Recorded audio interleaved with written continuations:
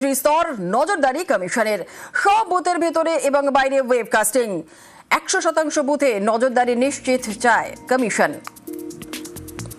Returning officer ও জেলা শাসক স্তরে মনিটরিং, সিও অফিসে কন্ট্রোল রুম থেকেও সিসি ক্যামেরায় নজর।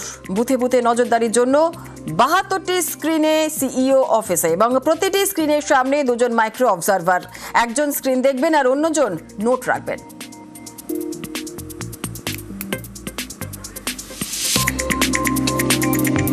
পোলিং বুথের বাইরে এবং পোলিং বুথের ভেতরে নজরদারি করা হবে এবং পোলিং টাইম শুরু হওয়ার আগেও যখন থেকে মক পোল শুরু হবে সেই সময় থেকে পুরো মনিটরিং হবে এবং এই মনিটরিংটা ত্রিস্তর মনিটরিং করা হচ্ছে। অ্যাকচুয়াল ভোটের দিন আমাদের এই 3টে লেয়ারে যে কন্ট্রোল রুম হচ্ছে সেখান থেকে নজরদারি করবেন মাইক্রো অবজারভাররা এবং এখানে যে সেন্ট্রাল যে কন্ট্রোল রুমে পুরো সিস্টেমটা নজরদারি করবেন আমাদের নীলম মিনা।